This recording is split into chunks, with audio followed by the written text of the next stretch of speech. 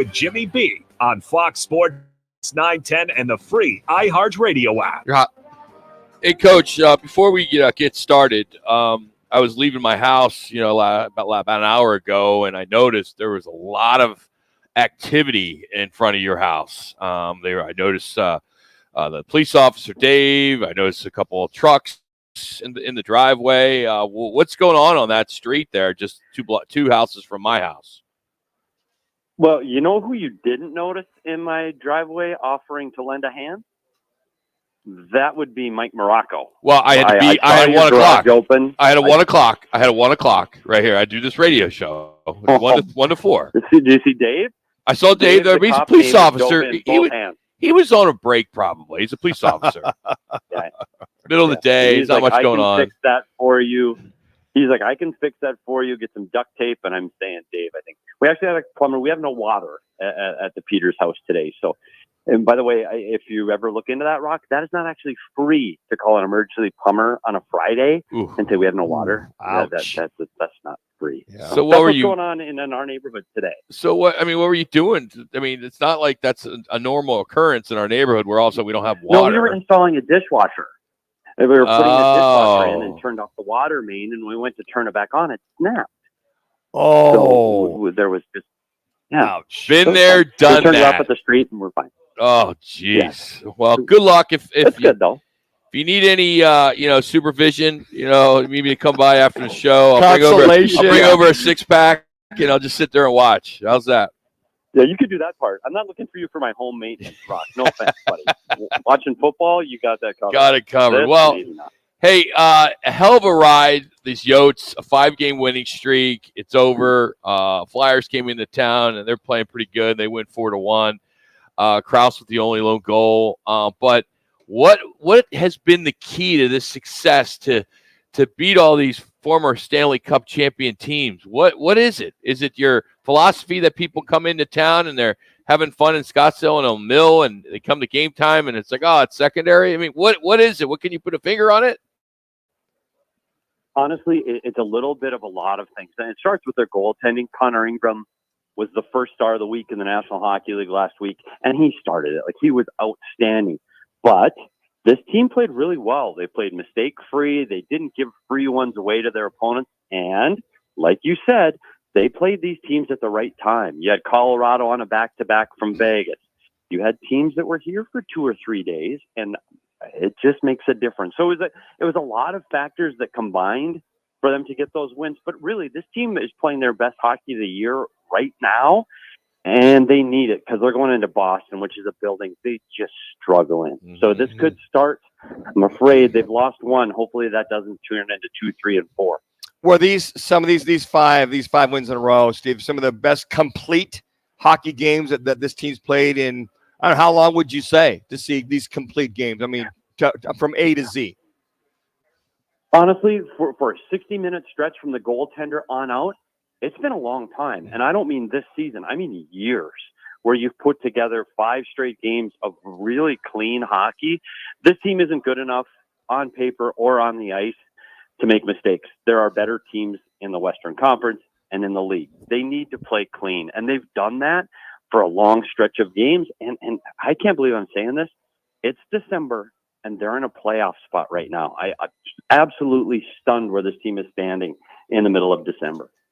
Hey, aside from what we're seeing on the ice, the news this week, the Coyotes are zeroing in on a parcel of land there in Northeast Phoenix, just adjacent to Scottsdale, not too far from where you and I live, which would be awesome. We're walking. Yeah, exactly. You've been all over this. Go PHNX. You've been out there with the hazmat outfit and over in Mesa. I mean, you've been around. I mean, is this one sound promising? I've been down this road way too many times to be jumping up and down right now.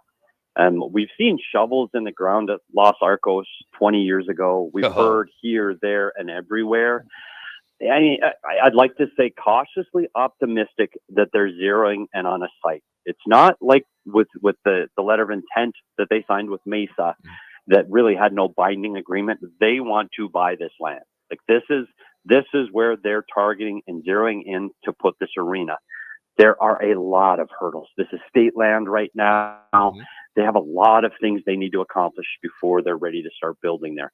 It's encouraging, but this is a very, very, very long road. And I'm not convinced that this deal can get done. I'm concerned. Let's be hopeful for now that at least they've zeroed in on a site, but there is a long road to go before they're putting shovels in the ground. You know, Stephen, and I figured that was a state land trust. It'd be more of a land lease unless the state decides to start selling off parcels, which they can to raise money for the state. But I guess the demographics for North Scots are much different than the demographics of the East Valley or the Southeast Valley per se. I'm like Rock. I prefer the Mesa site versus going north. But either one of them, I just wonder how much minutia is going to have to flow, votes, taxes, all the above, because that's one thing that we're hoping that none of this goes to a vote. I know state land trust per se. I don't think there's any voting there. I know the Mesa piece, there's no vote to happen. Yeah, they want to stay away from votes. They've made that very clear. The concern now, though, is that it is the state land and what happens to it. Is it a lease, or they're talking about auctioning that land off? And yes. If they do auction that land off, who knows how that's going to go? Does that mean Morello is going to be the only bidder, or are there multiple bidders? Tons. That's why I'm just concerned right now. And you talk about demographics. Ideally, this location should have been at Tempe. It should have been at the dump. It was off major freeways, closer to your fan base. It just made sense. Unfortunately, the voters didn't see it that way. This, for a lot of people, especially people in the Southwest Valley, this is a similar drive to what they had to get to Glendale. Yeah, it's horrible. The economic base here is different. It's horrible. It is hard from Tempe, Mesa, Ahwatukee, Chandler, anywhere in that Southeast Valley. The traffic up the 101 at game time is going to be extremely difficult. Yeah. So you're right. All of the issues they had in Glendale, you're going to start hearing about Scottsdale as well.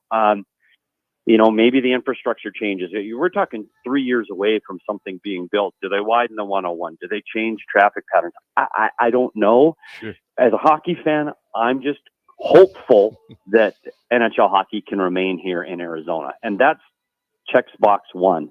Worry about the traffic and where the arena is and all of those things later. Let's make sure the team stays.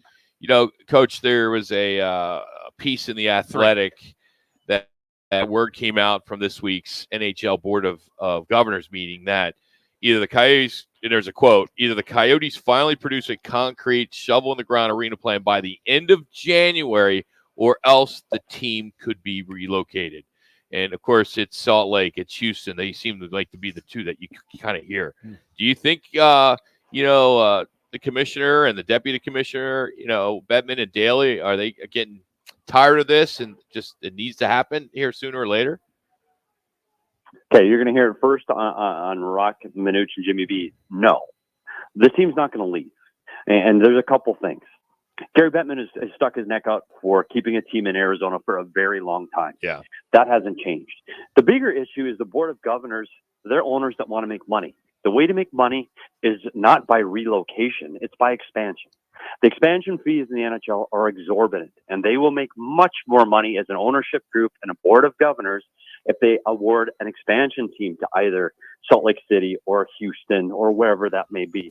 This team is going to be in Arizona. Now, the issue is, will it be owned by Alex Morello by the summertime? That's a greater question. If this deal can't get done by the first quarter of this year, I would not be surprised at all if you start seeing different ownership step in, build an arena in Arizona, and you've heard Matt Ishbia's name thrown around. Yeah. There are people that are very interested that have the wherewithal to get this deal done and provide a building for this team. I would think that option is much more likely than seeing this team relocate to another city. I'd see a new owner way before I would see this team leave the Valley. Steve, you think this is a little fatigue on the ownership side when you say something or that rumor's kind of out there that maybe they're like, hey, we're doing all we can do. Maybe we sell this. I make my money. I get out to somebody that wants to go take the baton and try to move this forward? I don't know. I think this ownership group really believes they have the business acumen and the wherewithal to get this done. I don't think they're looking at plan B. I think they're looking at, we can do this. on the outside looking in, I'm no longer part of the inner circle there. I'm not convinced of that. And so it's going to be a very tricky next 60 days here. This isn't like this is another year to kick this ball down the road. Like, it's now. Like, these deals need to be made in the next 60 to 90 days. And there's a lot of things that need to be accomplished in that time frame. And so I'm cautiously optimistic that they can do something. But if not, I really do sincerely believe that this team will stay in Arizona. Steve, you know my code in my garage. If you need to take a shower or you need to bring some empty buckets, water bottles, I got plenty of water. Can I say something, Doc? Yeah. So my wife was here. You know my wife Heidi. Heidi's lovely. Yes. I said, can't use the water. Can't use the water. There is no water. No flushing. No water. The very first thing, 30 seconds later, she put soap in her hands to wash her hands. And she goes, "Uh-oh." I go, "Yeah, you didn't just hear me." So I had to get water bottles out of the fridge and pour them over her hands. Whatever you need, though, Coach. Right there. My house is there. I'm not there. But do me a favor. Fill the water bowl for Guinness while you go over there. All right. Maybe give him a couple treats. Yeah, I will. I'll say hi to Guinness. Okay. Sure. Thanks for jumping on last minute. Thanks, man. Appreciate it, buddy. Steve Thanks for having Peters. me, guys. Appreciate it.